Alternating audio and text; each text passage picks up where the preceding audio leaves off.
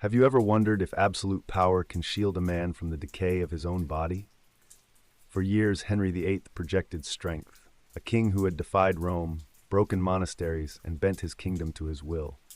Yet, behind the grand walls of Whitehall, a darker truth spread like a shadow.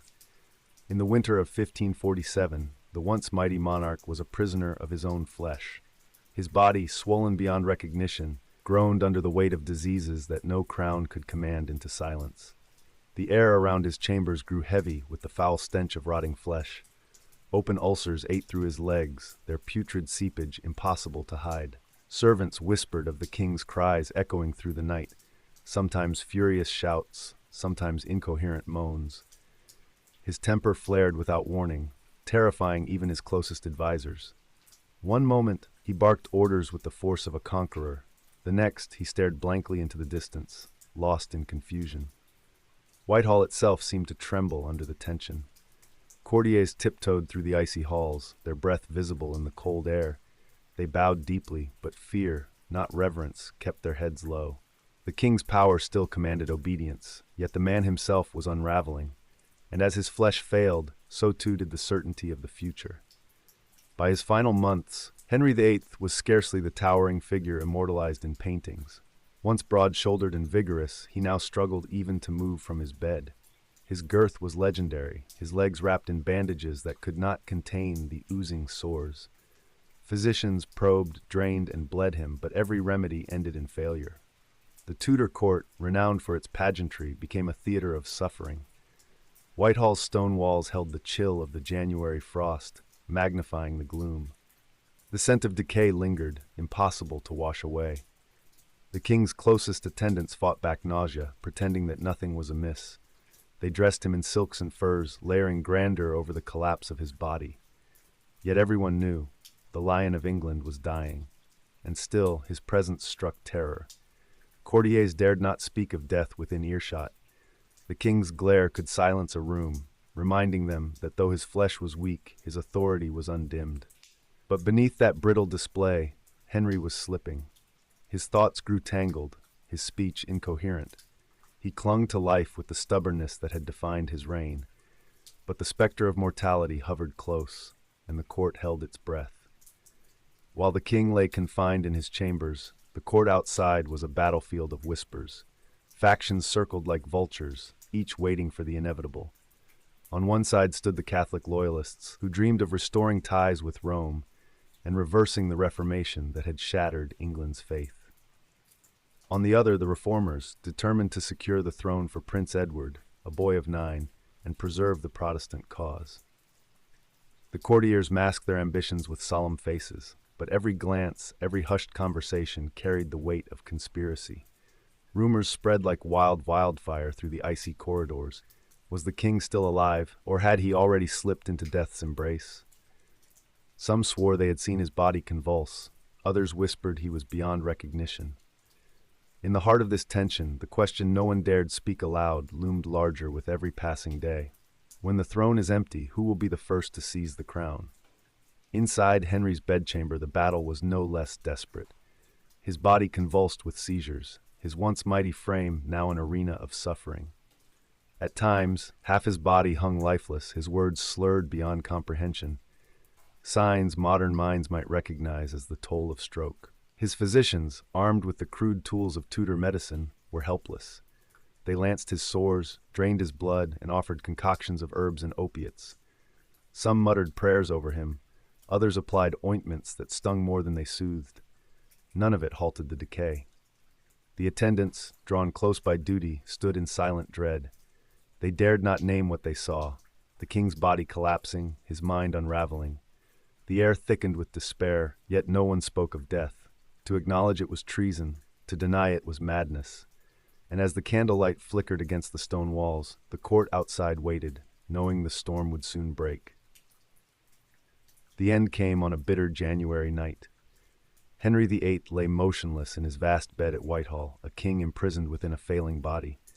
His eyes, wide and glassy, stared upward as though searching for a judgment only he could see.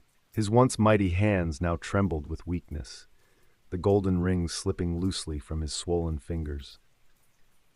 Archbishop Thomas Cranmer was summoned in haste, his face pale as he entered the chamber heavy with silence.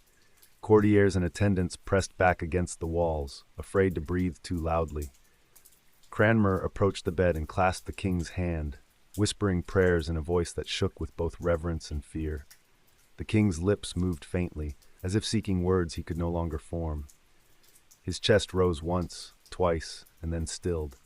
In that moment, the man who had defied popes, executed queens, and torn England from Rome exhaled his last. The silence that followed was so absolute it seemed the very stones of Whitehall held their breath. But death was not the end of intrigue. It was its beginning. The king's passing was concealed for 3 days. Courtiers cloaked the truth in silence, allowing the reformist faction time to secure power. They needed to ensure that Prince Edward, a boy barely 9 years old, would ascend without resistance. When the announcement was finally made, London rang with both sorrow and unease. Bells tolled across the city, yet behind the mourning faces, ambition stirred. Edward Seymour, the young prince's uncle, moved swiftly, positioning himself as protector of the realm. A child now wore the crown of England. His small frame sat upon a throne carved for giants, his boyish eyes overwhelmed by the gravity of empire. And the question whispered from court to tavern was inescapable. Could a child defend a kingdom already rotting from within? When the king's death was at last revealed, preparations for the funeral began in haste. Yet Henry's body, swollen and corrupted, resisted the pageantry meant to honor him. His corpse decayed faster than his embalmers could control. They bound him in layers of cloth soaked with resins and herbs, but still the stench seeped through, a grim reminder of the mortal flesh beneath the crown. As the coffin lay in state at Whitehall, legends took root. Whispers claimed that dark liquid seeped from the seams of the casket, pooling on the floor of the great hall. Some said it was a warning from God, a sign that even kings must answer for their sins. Others shuddered, recalling the countless men and women who had died at Henry's command. The funeral procession to Windsor moved through streets heavy with mourning bells and torchlight. Nobles rode solemnly, yet their eyes lingered not on the coffin, but on the boy king who followed behind, his fragile frame draped in velvet.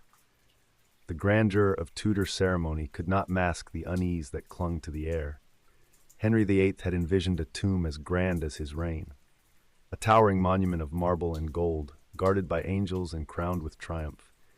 Yet in the wake of his death, the treasury lay empty. Wars, palaces, and endless extravagance had drained the kingdom dry. The plans for his magnificent sepulchre were abandoned.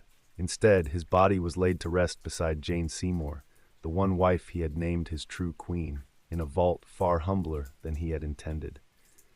The bronze statues commissioned for his tomb were melted down, reforged into weapons for battles that would continue to bleed the realm.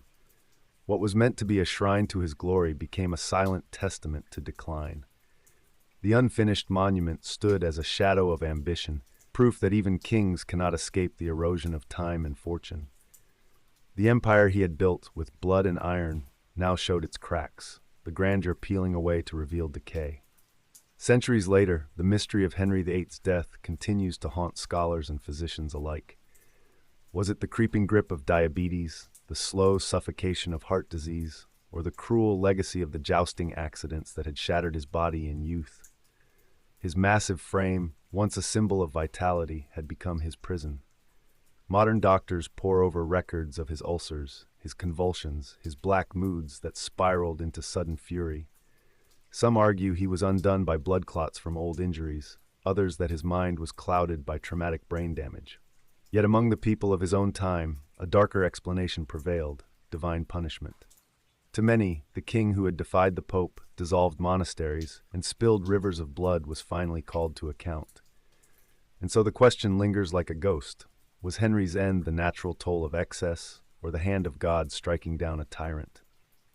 Henry VIII's death left England at a crossroads. He had broken from Rome, but left no clear path forward. His young son Edward would push reforms further, while Mary would later attempt to undo them, and Elizabeth would shape a new order altogether. The king's final gift to his people was not stability, but uncertainty. His body, ravaged by disease, became a metaphor for the state of his kingdom. Just as his flesh rotted within its royal wrappings, the realm itself bore the marks of corruption, debt, and division. Yet, like the Tudor dynasty, England endured. The image of Henry VIII, larger than life, continues to loom over history. But behind the portraits of broad shoulders and commanding stance lies a sobering truth. No power, no empire, no crown can conquer death. His final days remind us that even the greatest kings are mortal, their legacies shaped as much by their frailty as by their triumphs.